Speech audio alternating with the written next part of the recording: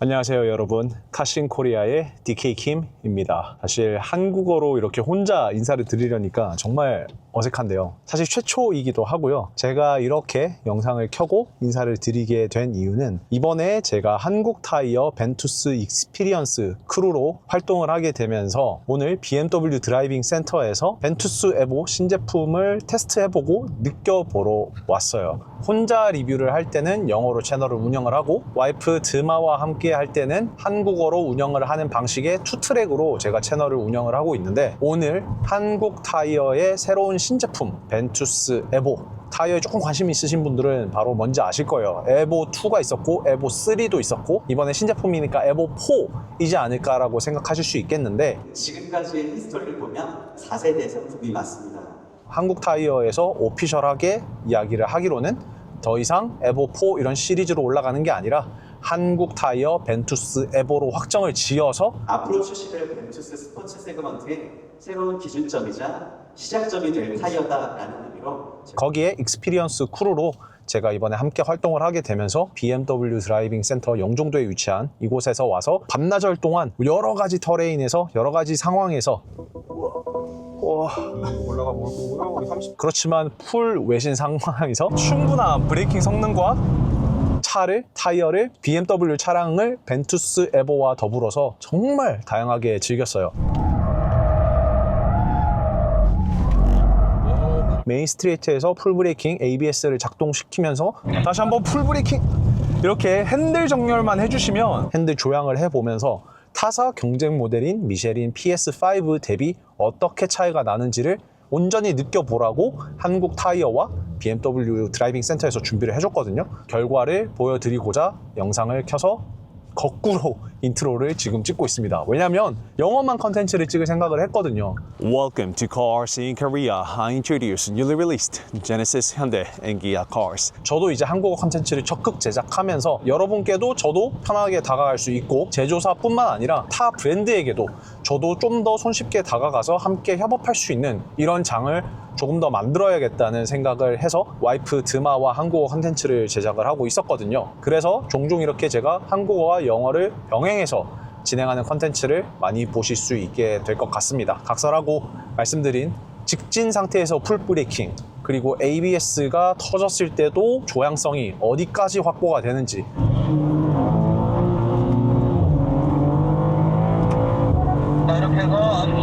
다시 한번 풀 브레이킹, 다시 한번 풀 브레이킹, 다시 한번 풀 브레이킹. 완전 일직선에서 브레이킹을 할 때도 좌우로 요동치는 걸 정말 많이 억제해 줍니다. 그냥 보통 방금 같은 그런 직선 속도에서 냅다 풀 브레이킹을 때리면 그냥 차가 옆으로 가거든요. 그렇지만 벤투스 에보 그런 거 전혀 없이 차의 한계 성능을 얼마든지 끌어내 줄 수 있는, 정말 그냥 감탄밖에 하지 못했습니다. 바로 다음에 이어졌던 건 짐카나 주행인데, 정말 아쉬웠던 게 랜덤으로 배정이 되기는 했는데 먼저 주행을 했던 게 한국 타이어 벤투스 에보가 들어간 차량이었거든요. 오른쪽 가셨다가 그렇죠, 한 번 더 왼쪽, 오케이, 앞으로 크게 다시 전방에 가운데로 들어가시면서 제동과 함께 오른쪽 앞에 맞이할까요? 이건 랜덤이었는데 아무래도 제가 처음 주행하는 코스고 처음 또 운전해보는 차량이고, 제가 BMW 차량의 운전 경험이 사실 거의 없거든요. 그래서 조작법이나 차량의 거동이나 움직임 이런 것들이 익숙치가 않은 상태에서 그냥 스포츠 플러스 모드, 그냥 제가 좋아하는, 항상 이 모드가 보이면 저는 그 모드로 달리거든요. 별 생각 없이 스포츠 플러스에 놓았다가 차가 엄청 미끄러지고 땅을 파면서 결과적으로는 미쉐린 PS5가 더 빠른 성능을 보여주기는 했는데, 더 가셔야 돼요, 더 가셔야 돼요. 31.95 미쉐린입니다. 네, 출발. 그 전방 가속과 함께 해피까지 마지막 앞에 빨간색까지 29.34입니다. 직진 구간에서는 한국 타이어 벤투스 에보가 월등한 성능을 보여줬고, 제가 핸들링 했을 때 이 스티어링 휠을 통해서 느껴지는 이 핸들 손가락 끝의 이 조작감이, 그 누가 경험을 해보셔도 저의 이 타이어에 대한 경험은 행사 끝에 저의 소감으로 또 지금 보여드릴게요. PSS, 파일럿 슈퍼스포츠, PS4, PS4S, 그리고 PS5까지 사용을 했고요. 그리고 한국 타이어 언급 안 할 수 없죠.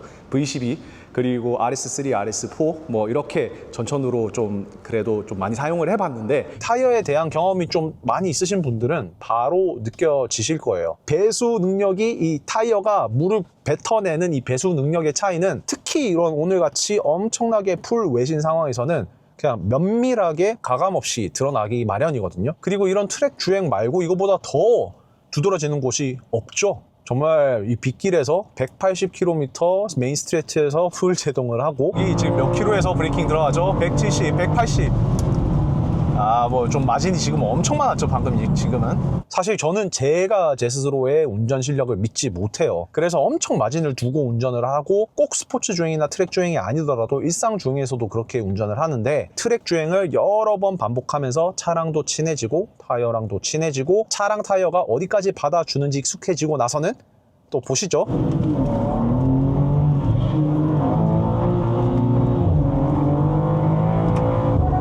네, 이렇게 그냥 과감하게 주행을 하게 되는 제 모습을 보게 됐습니다. 그리고 너무 즐겁게 주행하는 제 모습을 보게 됐고요. 오늘 발대식과 함께 간략하게 한국 벤투스 에보 타이어를 느껴보는 시간을 가졌는데 조만간에 제 개인 자차 닛산 370Z 수동 차량을 그리고 제가 인터뷰에 나열했던 그 모든 타이어를 저는 제 370Z와 벨로스터 N DCT 차량을 통해서 제가 다 소진을 했던 타이어들이고요. 일반인 대비 많은 타이어를 사용을 했다고 생각합니다. 레이스 선수나 트랙 주행을 많이 즐기시는 분들에게는 뭐 그렇게 많은 내용은 아니지만 제가 종류만 그렇게 읊어드렸지 뭐 그 외에 브리지스톤의 뭐 RE003, RE004 아니면 피렐리의 P0 그리고 트로페오 R까지도 한번 사용해봤던 경험이 있습니다. 그리고 뭐 여러 가지 종류의 윈터 타이어도 사용을 해봤고요. 그래서 타이어가 주는 그리고 공기압의 차이가 주는 이 정도의 차이는 제가 전달을 해드릴 수 있는 능력이 있다고 감히 말씀드릴 수 있고요. 정말 마음껏 즐기고 왔지만 데일리는 어떤지 겨울철에 중요한 냉간시 이동의 느낌이나 열이 오르기 전에 이 타이어의 느낌은 또 어떤지 그리고 가장 중요한 실제로 우리가 여러 가지 환경에서 공도에서 주행을 하면서 빗길 상황에는 어떤지, 여름은 어떤지, 그리고 개인적으로 진짜 궁금한 건 눈 내리는 날, 영하의 날씨, 추운 날씨, 물론 4계절 타이어에 맞게 교체해 주시고 그때 쓰는 게 정말